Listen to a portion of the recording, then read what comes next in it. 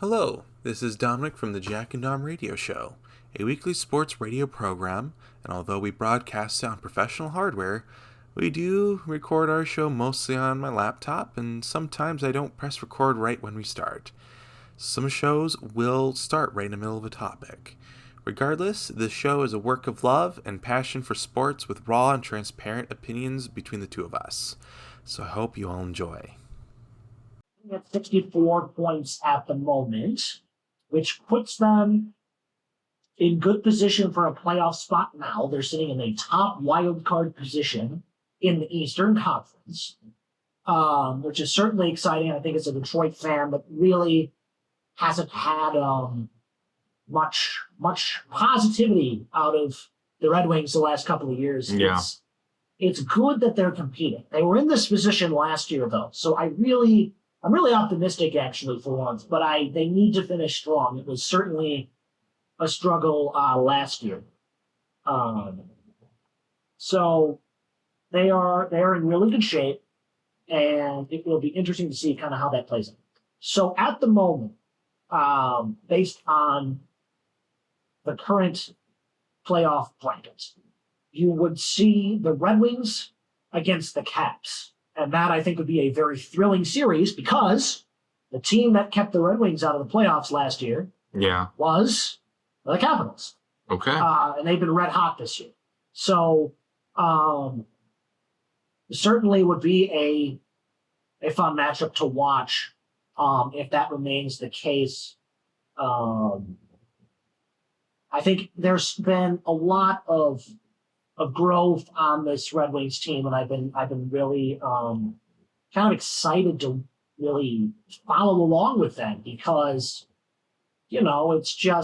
it's something we haven't seen in a while. I haven't really been excited about this team or optimistic, and so it's really great that we're finally seeing them do something. I know they're more than likely not going to beat the Capitals in that first round series, but just getting to the playoffs and being competitive is a step in the right direction. Yeah. You've got new coaching that's really reinstilled the fundamentals in this team. You've got one of the best farm systems, if not the best, in the entirety of the NHL. So you've got a lot of things going for you and a lot of things going right.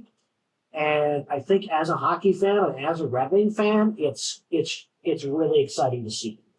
And similarly on that note, the Pistons are kind of in a similar position. Yes, yeah. They're I think sixth in the Eastern Conference Finals, and they are a mere two games out of fourth. Yeah. I think they will probably end up somewhere around fifth or sixth. But obviously massive progress considering they have almost as many wins this year as I believe the last 4 years combined. It's been tough as a Pistons fan to watch this team. It's been really tough. Yeah. It's been almost as bad as the Lions these last few years, and so. I mean, the Lions been really good. No, I mean like in terms of the Lions when they were bad. Oh, I know. Oh, yeah. For the record, they have more wins this year than they do the last 2 years combined. But I just want you to remember that the last 5 years, 20 wins, 23 wins, 17 wins, 14 wins, that's out of 82.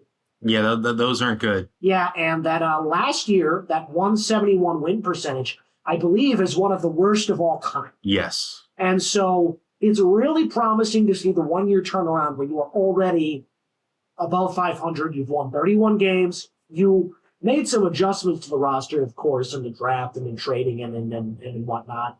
But you didn't change the team all that much. And you're still very much on track to make the playoffs. Under a new coach, a new culture. I am super optimistic for this team. It is long overdue. You picked in the top 10 for like 5 straight years. And you're finally kind of putting all that work together. And so certainly good to see as a Pistons fan, as a Red Wings fan, these teams are making progress. And that's really good to see. So kind of one of the things I wanted to ask you this week, just because Sure. it's a really slow sports week, It is. is I was thinking about this kind of. There is, by the way, a topic, and it's not about what was brought up last week, but something I want to an old topic I want to bring back. Just maybe talk 15 minutes of filler, but we will see if we have the time. Oh, of course. For sure. Top 3 sports moments you've ever witnessed. And when I say witnessed, I mean it can be on TV, but you have to have watched it live. The Trouble with the Snap play. Is that 1 or 3? Let me try to at least throw them out there, and then we can organize them. I'll give you my number 1. Do they have to be like positive, or do they have to be like the craziest? No, mine's not going to be crazy. It can be exciting, crazy, terrible, whatever you want to do. Okay. Just the top 3 moments. And for me, number 1 Okay. by a mile is Michigan's national champion. Okay. I knew you knew. But that I wasn't a gonna say moment that. though. That was a Okay, long fine. period of time. I'm The talking game, about against, the game against Alabama okay. was number 1. That That's when was I good. knew we were going to win the national championship. And this is Won just that this game. year or just all time? All time. Okay, good. Okay. Because you got to remember, I was born in 2004. I only started watching sports in about 2012. Yeah. So I only have about a decade I'm and change old. to Oh my choose from. goodness. So I don't have that many moments. I can't be like, oh yeah, in 1988, neither of us were alive. I'm like, But that I is my started number watching 1. sports 2006. And I can even get it down to a play. That 4th down stop of Jalen Miller Okay. is, in my opinion, the best moment I've watched. Well, I didn't actually watch that. I listened to it, but we'll count it. Watch, Yeah. listen. You experienced it in the moment. Yeah. Is what I'm saying. Because I actually turned the TV off on that game because the first half was so frustrating, and then we ended up winning. Yep. So that's my number 1. You're saying Trouble with the Snap is Trouble in with your the top Snap. 3? That was because I was in downtown East Lansing when that happened, and At it a wasn't bar, or? at a bar. Okay. Yep. Specifically, it was called. Oh gosh, I forgot what it was called. The Riv. It's called the Riv. Anyone from East Lansing knows about the Riv. Yeah, just the mayhem, the good mayhem that happened afterwards.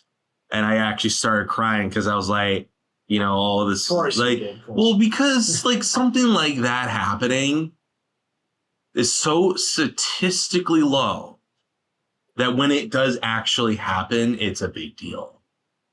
Like you can't believe what you just saw. I even like when I was watching on TV, I had to like wait a second just to make sure there weren't any flags. But yeah, the first thing that comes to mind is Trouble with the Snap. Okay, that's I think a fair one for the top 3. I would say, I think there's gotta be. I think the Lions winning that first playoff game. Okay. Because that was the first in my lifetime. Everyone said it couldn't be done. First in mine as well. Right. I would say that's probably 3rd. Okay. I'm trying to think of my second favorite sports moment of all time.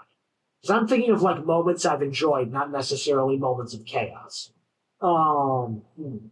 This is a tough question. I put us both on the spot. I actually have my number 2. Do you? What's that?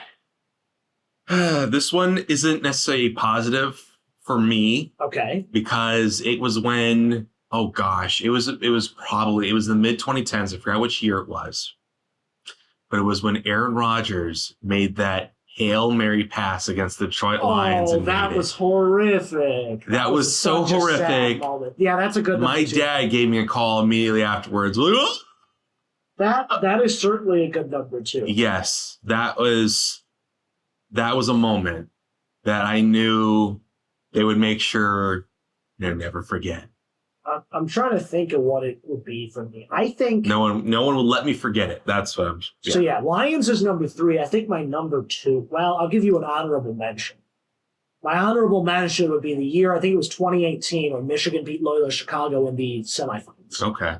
I wanted Loyola Chicago to win. Of course you did. It's the Wolverines. I would have said the game against Louisville because Louisville had to vacate that championship, which I remember they that. don't give it to us. But in technicality, if you have to vacate a championship, right, Yeah. you can at least pretend like it's 2014, right? That was. I think it was 2012 or 13. It was like the 2012-13 season.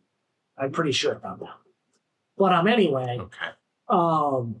So we didn't technically win it, but I think that's an honorable. Those two are both honorable mentions for me as a basketball fan. I think another honorable mention for me, only because it's a unique experience to me, is I will give my first NMU hockey game an honorable mention. Okay. Not because of what happened at the game. I don't remember what the score was. I think it was on my birthday and we won like 2-1 or something. Like, it wasn't a particularly exciting game. Yeah. But I think your first, and it's different for every school, right? Because if you go to a football school, it's a football game. Yeah. But your first, like, sporting event at the sport that your school specializes in, because every school has one thing that they're better at than others. Might not be a big divide, like, you know, Michigan's good at basketball, football, and hockey, but like, it's a football school, right? So that hockey game, I think, was really, really special to me, and certainly an honorable mention. But I still cannot think of a two. It's hard to think of sports moments when I'm put on the spot. Well, you put yourself on the spot. I already have a number 3. Then do it. So we have to go back to 2010. Okay. World Cup. 2010 World Cup. Oh, I have my number 2 now. Okay. It's when, and this is when I became a fan of Landon Donovan. Oh, Do you know who Landon Donovan is? I'm a soccer fan. Of course You know who I Landon do. Donovan is. Someone, by the way, should just shave his head. He's lost so much hair on the top of it. He did like a really bad comb over recently because now he works for Fox Sports, that it was just bad. But anyway, this was the oh goodness, I don't know if this was in the group or in the elimination tournament or the elimination round. It was against Algeria. And for the whole entire game, it was 0-0. And then it went into 6 minutes of stoppage time. And then on the 2 minute mark, they won the group. It was So in the group. group Okay, stage. it was in the group stage. Good. Okay. I was too young to watch this, by the way. I'll have to send you a link to the I found it on video YouTube. clip. I'll watch it after the show. But Watch the one with the Spanish Oh, I commentator. will. That one I'm sure that it's will bring you to exciting. tears. But Landon Donovan scores a goal, and with 4 minutes left in the game, it was crazy. That one as me being a kid, that was a big moment for me. yeah, that's awesome. I just remind everybody that you are listening to WUPX 91.5 FM HD1 Marquee. Oh yeah, no, it's kind of weird that you're. I know, isn't it strange that I know I'm doing it? I'm on the other chair Because you were late. That's what because I was happens when you're late, which I'm always early. I'm Right. usually in the like the That's lobby why I was putting like, together. where is he? I was like, huh. No, I was upstairs on the computer, like putting stuff together. But and anyway, like, I wanna- forgot. Yeah, it's at 5, not at 6. I want to get to my number 2 because Go ahead. World Cup made me think of that. I went crazy when this happened. Well, actually, give me another honorable mention so you can have a top 5 for me, and then I'll get my number 2. Okay. Another honorable mention for me is the goal line interception by Malcolm Butler against the Seahawks. I know what you're talking about. My brother was yeah. and still is a massive Seahawks fan. And at the time, before I started hating the Patriots dynasty, I was an admirer of Tom Brady, and I was also an admirer of Tom Brady when he was on the Bucs. I have a T-shirt. But I remember I was watching that game, my dad and my brother rooting for the Seahawks. My brother was going all out. This was like his first exposure to football, and also I think one of my first exposures to live football. Because that's the first year I really started watching football. You know, I'd watch games here and there, but that's when I really got into it. And I remember going crazy because I was like, Seahawks are going to win. Like, this sucks. And then they throw the ball. Yeah. And I think to people that have watched that, like, I think most people would have that on their top 5 or top 10 because it is a iconic moment in sports history. Yeah, because you just ran it. My number 2 is when the hearts of all the American Messi stands got broken. Because my team of choice for the World Cup, other than the U.S., of course, because the U.S. gets eliminated so early, I got to have another team.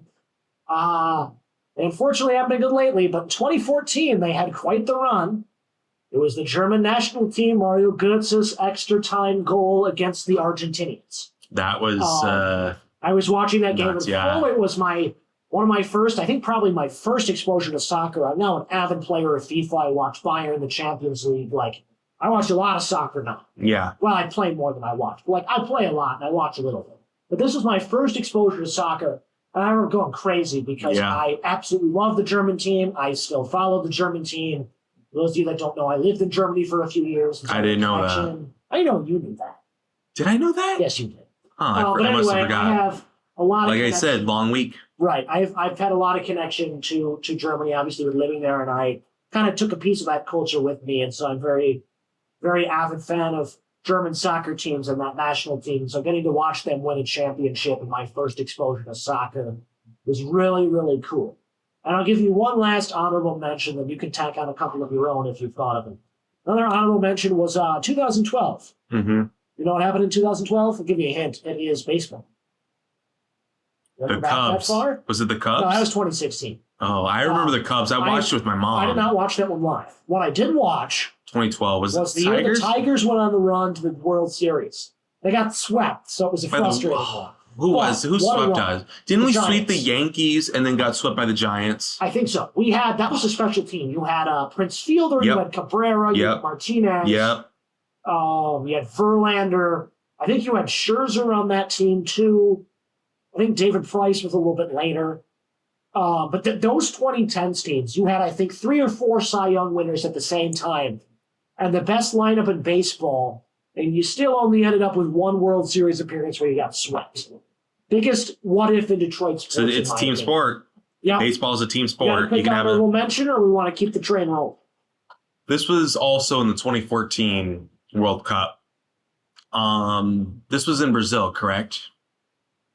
Yes. Okay. Oh, were you talking about the 7-1? Well, yeah, and I was at that time. This is kind of like your 9/11 story, like where you were when it happened.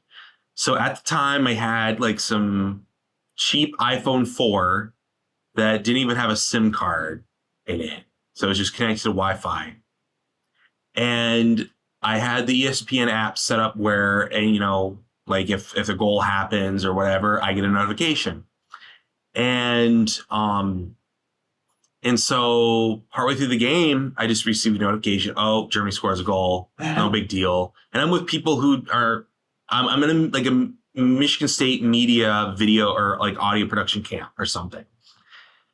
And so, yeah, like stuff's happening and whatever. But then I get another notification. Germany scores another goal. I'm like, oh, okay. And then another one. And then another one. I'm like, okay, I gotta pull it up on my phone now. And I'm telling everyone who doesn't care about soccer, hey, something really crazy is happening. Right. And at the time, if you connected to certain university Wi-Fi hotspots, you can watch like ESPN for free. Ooh, fun. Yeah, I don't think they do that anymore. Probably not. At least not here. And so, yeah, I watched like parts of the rest of the game, and everyone's like watching my little phone, score a few more goals. Right. And That was. I'm like telling them, like, this is mayhem. This doesn't happen. This scoreline doesn't happen. No, it doesn't. And I don't think it's happened since in a World Cup. Not in a World Cup, no. And you got to remember, that was a pretty good Brazil team, highlighted by Neymar, a number of other really good players on Who was their center back? I know Neymar was injured. Probably Marquinhos. Okay, yeah.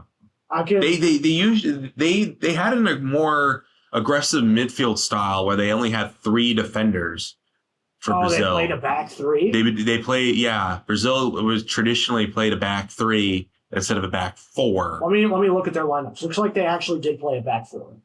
Okay. You're probably thinking of either Douglas Luiz or Dante as the Brazilian center Luiz, back. I think, yeah. But what's really interesting about this German team, They this had a Brazil team. It's not they had a player, they had a team. right? But this Brazil team had Fernandinho, Marcelo, who were really good left backs, and a center defending mid. You had Oscar at the cam position.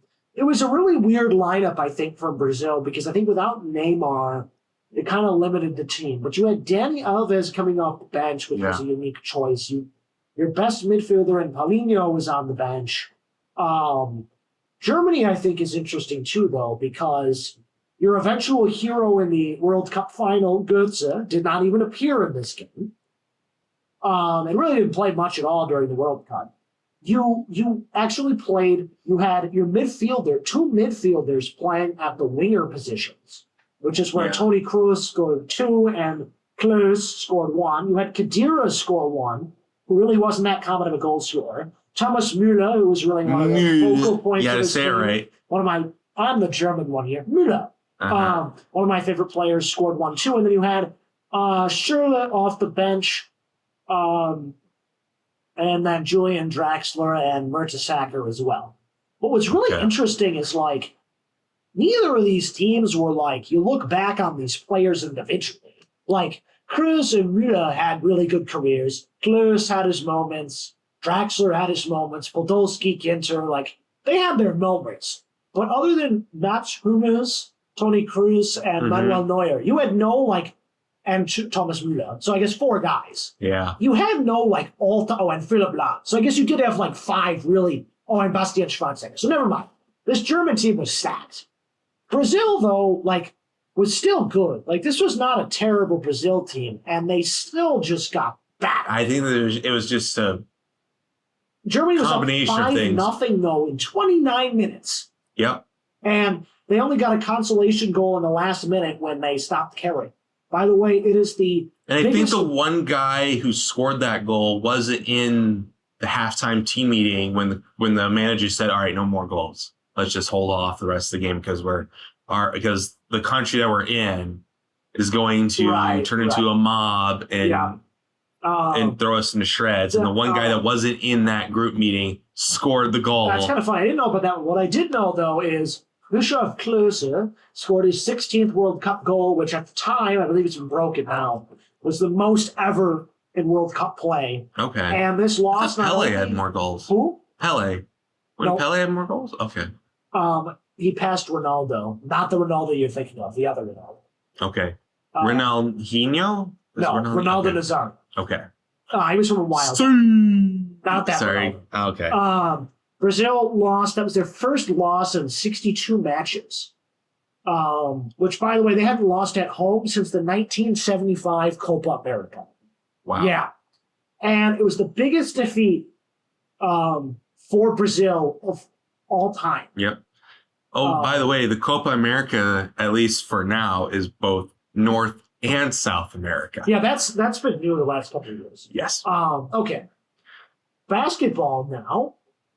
Spartans beat the Wolverines this weekend. Boom. In a close, well, not it was really. I think what this game proved is, I honestly think that these teams are good and they'll finish 1 and 2 in the Big Ten. Yeah. But I really don't foresee either one of them making a run. Mm-hmm. Because the first half was Michigan exposing Michigan State's flaws, and then it reversed the second half. Yeah. I don't think either team played well from the limited game time that I saw, which was about 5 minutes because I was walking back from the PF hockey game. But, kudos to State for winning that game. Obviously, there's the rematch in East Lansing at the end of the season. But I think the Big Ten as a whole this year is not going to do well in March. Okay. I think that's really what this game showed me. Purdue has been kind of floundering around. Maryland is Maybe Wisconsin goes on a run, but I don't see them competing against the premier Big East teams, SEC teams. Mm-hmm. So we will see, but I think Michigan MSU will maybe get to the Sweet 16. I don't foresee them going on a run. I wouldn't be surprised. Like when those two teams are firing, they are firing. Yeah. Like they get hot. The problem is State is really inconsistent in general, and Michigan has zero guard play. And both those things are a problem. Even when you have two of the best coaches in the country, which I think we do, one up and coming in Dusty May and one all-time legend in Tom Izzo, I'm not sure coaching can overcome those inconsistencies. But we will certainly see come March. So yeah, certainly a good game. And I look forward to seeing kind of how both these teams play their last 5 games of the Big Ten Central down the stretch. And then we'll have Big Ten tournament in mid-March, which will be covered. You added in here. Yes. Lakers and Luka. Yeah. And a lot of sports commentators are saying that the team feels a lot different now that Luka's on the team. See, I don't think they are, though. And some are asking, is this the one where they get to get the championship? Not. Let me preface by saying, Stephen A. Smith would disagree with you. Well, Stephen A. Smith is Stephen A. Smith, and he just likes to run his mouth. So let me tell you why it's not going to happen. Okay. You have the defending champions in the Celtics, who are second in the East, who are lethal, and I would say would cream the Lakers in a 7-game series, if the Lakers even made it that far. I think the Lakers would have problems With Luka and LeBron? Yes, I think so. Oh, I think you overhype man. Luka a little bit. Number 2, I think even a team like the Bucks, I don't think the Lakers have any bigs that could defend Giannis. Okay. I think Giannis would go 40 a game because LeBron is too old to play defense at this point, and they don't have another really good. They played against Jokic and gave him a hard time. Yes, but Jokic is also not surrounded by as much talent as Giannis is. So I think they would struggle with Giannis. Also, playoff basketball is a different beast. It is. I think it's going to be the Cavaliers that make it there, and they've been all but unbeatable this year. So I think either the Cavs or the Celtics or even the Bucks would beat them, which I think are the only 3 teams that have a shot coming out of the East. In the West, I do think the Lakers are better than the Rockets, Clippers, Timberwolves, Mavericks, Warriors, Kings, and Nuggets. So pretty much everyone around them. I do think they'd have a shot against the Grizzlies. I don't foresee them beating the Thunder. The Thunder have just been too good. Okay. And the Thunder is the model that I'm hoping the Pistons can emulate. But I could see the Lakers making the finals, but I don't think they make it out of a 5 or 6 game series against the Cavs or Celtics. Maybe 7 against the Bucks, but I don't see it. You know, Luka makes this team better, and it's gonna be really interesting when they play tomorrow at 10 when they go back to Dallas. Like the Lakers are better with Luka, but I don't think it's enough to go all the way. I don't think it's close. Who's the young guy, number 15? Dalton Connect. Dalton? If it's who I think it is. No, it's Their star young player is Dalton Connect. Yes, Dalton Connect. okay. I'm pronouncing his last name wrong, and I apologize. But wait, what uniform number? Number 15. Oh, Austin Reeves. He's Austin Reeves. he's not Okay, young, yeah. though. He's 26. Yeah, but he's only been in the NBA for a few years. Like Relative to LeBron, Okay, all right, I'll give you that. which I think is the longest active NBA player, oldest active NBA player. I think. I don't think there's anyone older. Yes, but I don't think. I don't foresee. Yeah, I don't think there's the Lakers making a anybody run. in the NBA right now that was in the NBA for Jordan's last year for the Wizards. No, and LeBron. Because LeBron came in the year He's a special after. guy. The longevity that he has never been seen before, and will probably never be seen again. Well, it was seen in baseball, but not in basketball. Not to this degree, though. You know, you had plenty of guys playing to their 40s, but they declined a lot faster than LeBron has. Yes. Like, this is unprecedented. He's still gone. The only other guy that I think could match him in this, in the modern era, would be Alex Ovechkin, who I believe is in his 40s. I have to double check that. But that man is actively carrying the Capitals to new heights. Okay. Alex Ovechkin is 39, still captain, still one of the top goal scorers. So there's some special elder statesmen in the NHL and NBA, that's for sure. What's this tush push ban? Because a lot of people are wanting to ban it. Yet I watched a video about it. Apparently the Eagles, who are utilizing this tush push, which is the football, they hired a Scottish rugby coach To do it? to teach the Eagles how to properly do it within the rules of football. Interesting. And apparently the fundamentals that you learn for defense fundamentally don't work against the tush push. And not a lot of people have figured that out yet. So if you know the rugby fundamentals rather than the American football fundamentals, then you can stop the tush push on a regular basis.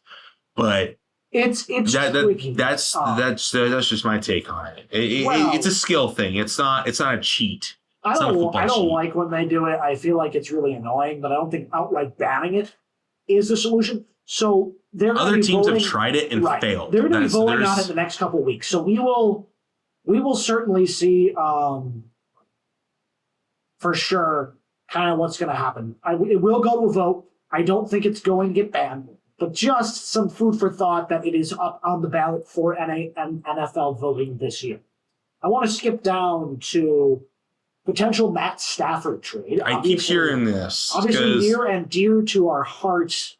Because I hear Aaron Rodgers wants to go somewhere, but he wants to go somewhere specific. Where's that? I don't know. But I know like specific as in like the team has to have these certain qualities. Which is interesting because he's clearly washed and he's kind of done. He doesn't have much left in the tank. So, it would be hilarious if he went to the Vikings like his predecessor. JJ McCarthy's going to start that. What I could see though is Aaron Rodgers going to a team like the Giants that wants to tank and doesn't want to take a QB, but has receivers like Malik Neighbors and other players around him. I could see that. However, I think unlike Rodgers, Stafford has proven that he's still got quite a bit left in the tank. Certainly got 2 or 3 years left. Cooper Kupp is on the trade market. So a team like the Raiders or the Steelers or the Giants could try and get him. I think the best fit there would be using him as a bridge quarterback in Las Vegas. I think Las Vegas could get him for, a second or third round pick. I don't think the Rams would demand all that much if you take all the salary. You could either then trade for Cooper Kupp or draft a receiver. You've got Brock Bowers. So you've got Pete Carroll there now. Like, this team is going to get down to fundamentals. Like, I could see that work well. And with Tom Brady actively aiding the QB search, I think you could see the 37th overall pick head to the Rams with potentially a player or additional pick in that. I don't think the Steelers go for him. I think they're going to stick to Justin Fields. And I feel like the Giants management is just not capable of making a smart decision. And so they'll probably... What was the team that had, like, this guy, the owner's grandson, be, like, one of the decision makers for choosing players and used Madden ratings? I heard about... No, that's two separate things. Madden ratings was the Eagles. And the Eagles have drafted really well, I believe. Let's double check this. I feel like some kid was making adult decisions for a NFL football team. And why don't you look that up while I check? The Ravens. I'm sorry. The Ravens use Madden ratings. You should look up the kid because I don't know about that one. But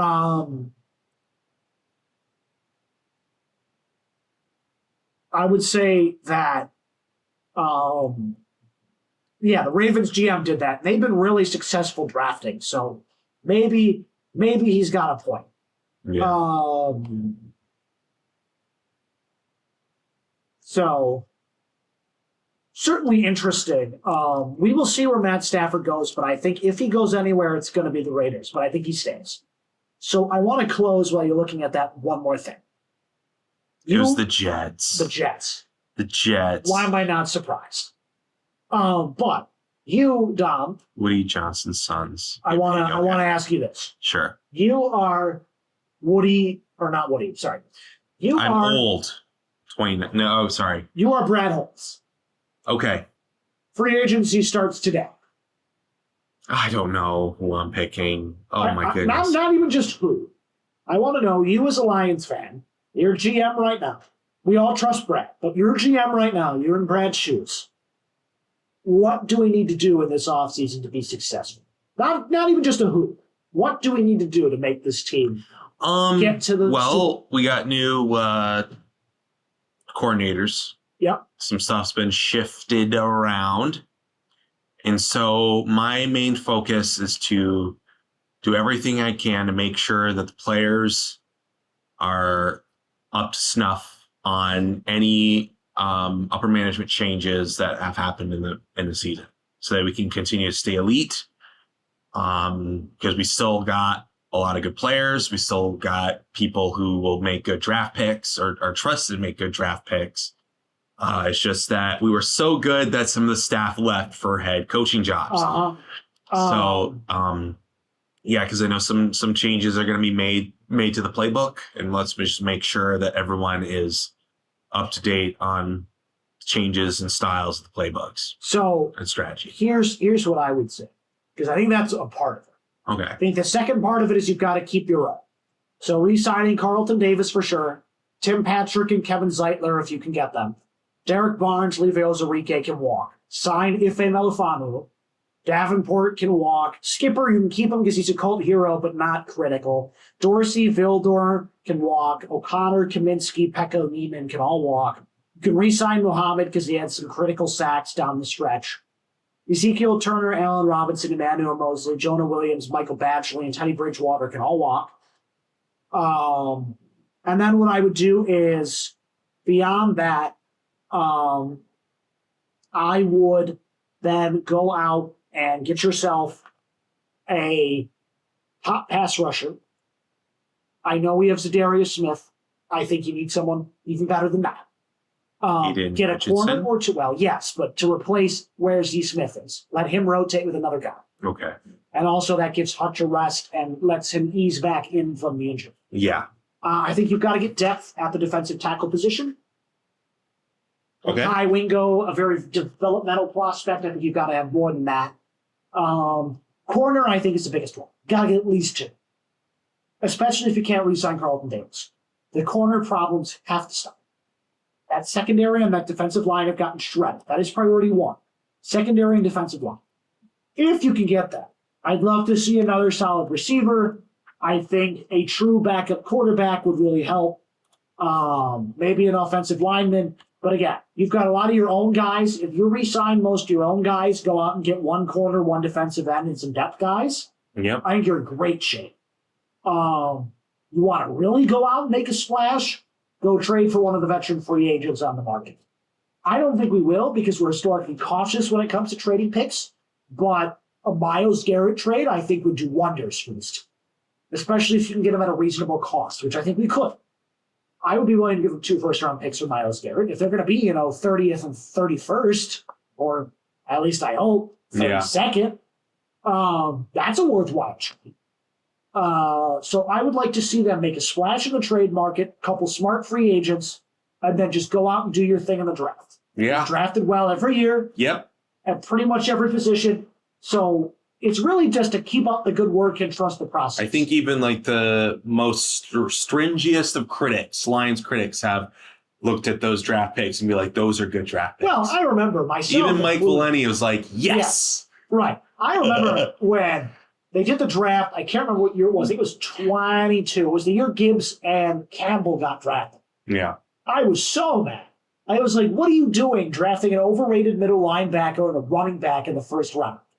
And Brad Holmes said, word I can't say on the air, positional value, I'm going to take who I want. And he did. Guess what? And it paid off. Yes. So do I have some things that I hope to see happen in the offseason? Yes. But I think trust the process is the most critical thing here. Because he has done such a great job with this team that I have full faith that whatever he does is going to work. Now, I do think we need to be a little bit more aggressive because I think what did us in this year was when we had those injuries, we didn't go out and get someone big. Mm-hmm. We only got Zadarius Smith and it had limited success. I think if we have injuries again, if we're not playing well the first half of the season, you have got to go out and get a Myles Garrett, a Cooper Kupp. You don't have to do it now. I trust the process. I trust this team. But if things are not going well by week 7, week 8, you've got to go out there and get a superstar. Yeah. So, well, do you want to sign us off, or would you like me to sign us off? I'll do it for once. All right. This is WPX. Well, actually, before that, did you say the opinion stated on the show? Oh, I did. Okay. Only about halfway through the show. Okay, good. Because, yes, the opinions on the show do not reflect. Yeah, well, anyway. No, I said it. Don't okay, good. We'll wrap up with, sure. This is WPX 91 FM HD1 Marquette, the Jack and Dom radio show. Really appreciate you being here tonight. We hope you all have a good week and a great break. This is us signing off. Warm winter day. I don't think we'll be here next week because it's spring break. No, we will not, but enjoy the weather, enjoy the break, have some fun, rest up, and we will see you in a couple of weeks. See ya.